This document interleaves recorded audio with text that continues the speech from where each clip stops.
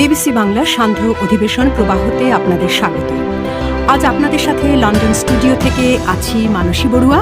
BBC বাংলার সব radio শ্রোতাকে সুদীর্ঘ সময় আমাদের সাথে থাকার জন্যে, আমাদের বেতার সাংবাদিকতার উপর আপনাদের আস্থা রাখার জন্য বিবিসি বাংলার সবার পক্ষ থেকে আন্তরিক ধন্যবাদ।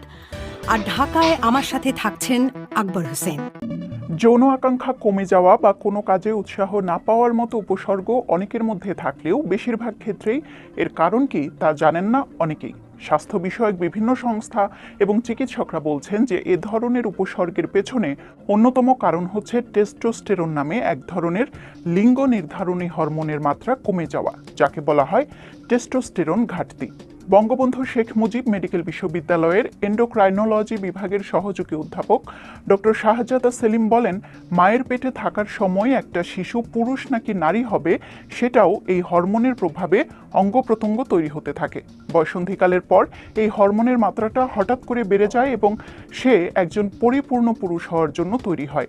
দাড়ি গোঁফ তৈরি হওয়া থেকে শুরু করে যৌনাঙ্গের পরিপক্কতা, জননাঙ্গের পরিপূর্ণ আকার, ঘাম, মানসিকভাবে পুরুষালী আচরণ পুরোটাই এই হরমোন দ্বারা নিয়ন্ত্রিত হয়। প্রজনন এবং যৌন ক্ষমতা পুরোপুরি এই হরমোনের উপর নির্ভরশীল।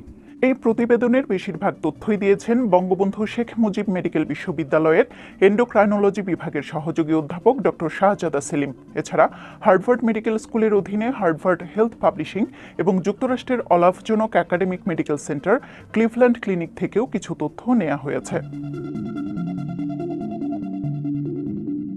টেস্টোস্টেরনের ঘাটতি এমন একটা অবস্থা যখন অন্ডকোষ পর্যাপ্ত টেস্টোস্টেরন উৎপাদন করতে পারে না। বয়সের সাথে সাথে এই হরমোন কমে যাওয়াটা স্বাভাবিক। 30 বছর বয়সের পর সাধারণত প্রতি বছর 1% হারে এটি কমতে থাকে। তবে যখন এই কমতির হার বয়স ছাড়াও অন্যান্য নানা বিষয় দ্বারা প্রভাবিত হয়, তখনই এটিকে ঘাটতি হিসেবে ধরা হয়। প্রাপ্তবয়স্ক পুরুষের মধ্যে যদি প্রতি ডেসিলিটারে 250 ন্যানোগ্রামের কম টেস্টোস্টেরন থাকে, তাহলে বলতে হবে যে তার এই হরমোনের ঘাটতি রয়েছে। স্বাভাবিক পুরুষদের প্রতি ডেসিলিটারে 270 থেকে শুরু করে 1070 ন্যানোগ্রাম পর্যন্ত টেস্টোস্টেরন থাকতে পারে। প্রতি 24 ঘন্টায় টেস্টোস্টেরনের মাত্রা ওঠানামা করে। সকাল 8টায় এই হরমোনের উৎপাদন সবচেয়ে বেশি থাকে আর সবচেয়ে কম থাকে রাত 9টায়। আমেরিকান নিউরোলজিক্যাল অ্যাসোসিয়েশনের তথ্য অনুযায়ী স্বাভাবিক পুরুষদের জন্য কমপক্ষে 300 ন্যানোগ্রাম পার ডেসিলিটার থাকাটা স্বাভাবিক।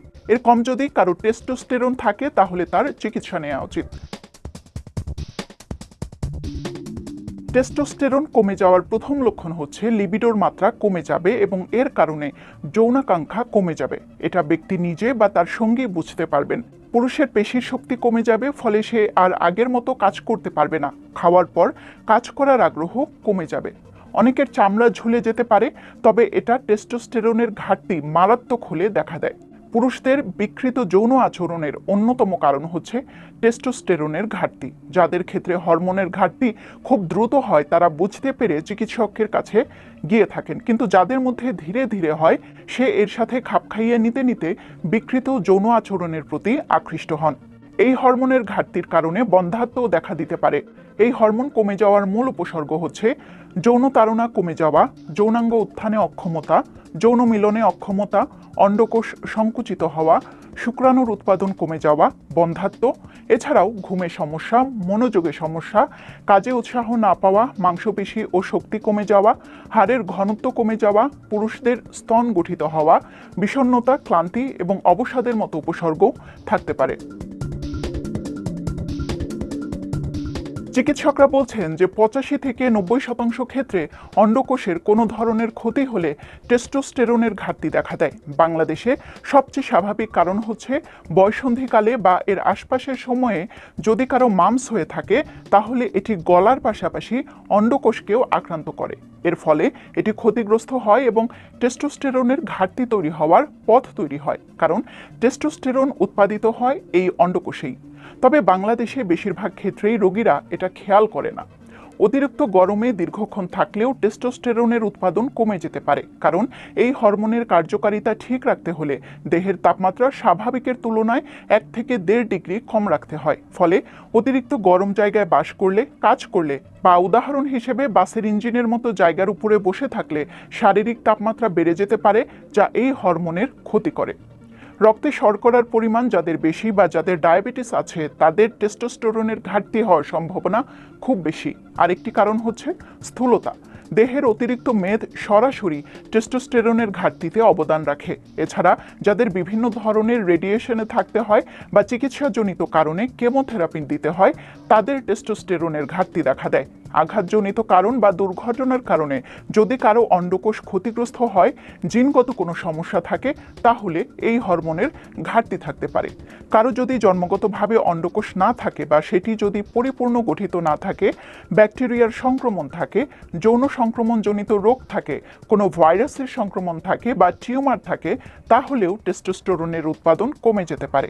এছাড়া মস্তিষ্কে আঘাত পেলে লিভার সিরোসিস, কিডনি সংক্রমণ, অতিরিক্ত মদ্যপান, ঘুমে সমস্যা বা স্লিপ অ্যাপনিয়া এবং মানসিক রোগের চিকিৎসায় ওষুধ সেবন করলেও এই হরমোনের ঘাটতি তৈরি হতে পারে। যদি জিনগত কারণে, অন্ডকোষে ক্ষতির কারণে অথবা পিটুইটারি গ্রন্থিতে আঘাতের কারণে টেস্টোস্টেরনের মাত্রা কমে যায়, তাহলে তার কোনো চিকিৎসা করা সম্ভব নয়। তবে এসব কোনো কারণ না থাকলে জীবনযাত্রায় কিছু অভ্যাস পরিবর্তন বা সংযোজন করে টেস্টোস্টেরনের মাত্রা স্বাভাবিক রাখা যায়। এগুলো হচ্ছে স্বাস্থ্যকর খাবার খাওয়া, নিয়মিত ব্যায়াম করা, ওজন নিয়ন্ত্রণে রাখা, অতিরিক্ত পরিমাণ অ্যালকোহল পান ও মাদক থেকে দূরে থাকা। এন্ডোক্রাইনোলজিস্ট ডক্টর শাহজাদা সেলিম বলেন, টেস্টোস্টেরনের ঘাটতি ঠেকাতে হলে দৈহিক ওজন অবশ্যই কমাতে হবে। দ্বিতীয়ত, অতিরিক্ত গরম এবং রেডিয়েশন থেকে দূরে থাকতে হবে। রেডিয়েশনে কাজ করতে হলে সুরক্ষা পদক্ষেপগুলো যথাযথভাবে অনুসরণ করতে হবে যাতে করে ঝুঁকি কমে যায়। ডায়াবেটিস নিয়ন্ত্রণে রাখতে হবে। মামস হলে অবশ্যই চিকিৎসকের পরামর্শ নিতে হবে যাতে অন্ডকোষ ক্ষতিগ্রস্ত না হয়। কীটনাশকমুক্ত খাবার খাওয়ার চেষ্টা করতে হবে। সর্বোপরি স্বাস্থ্যকর জীবনযাপনের উপর গুরুত্ব দিয়েছেন তিনি। টেস্টোস্টেরনের ঘাটতি কমানোর আসলে কোনো একক চিকিৎসা নেই, কারণ টেস্টোস্টেরনের ঘাটতির চিকিৎসা মূলত উপসর্গ ভিত্তিক। হরমোন রিপ্লেসমেন্ট থেরাপির মাধ্যমে কিছু উপসর্গ কমিয়ে আনা যায়, যেমন যৌনতাড়না, বিষণ্ণতার সাধারণ উপসর্গ এবং কাজে উৎসাহে ঘাটতির মতো উপসর্গ কমে আসতে পারে। হরমোন রিপ্লেসমেন্ট থেরাপি বিভিন্ন ধরনের হয় এবং এর অনেক পার্শ্ব প্রতিক্রিয়াও রয়েছে, তাই নিয়মিত একজন চিকিৎসকের পরামর্শ মেনে চলা উচিত। স্বাস্থ্য বিষয়ক এ ধরনের নানা ব্যাখ্যা বিশ্লেষণ জানতে বিবিসি বাংলার সাথে থাকুন।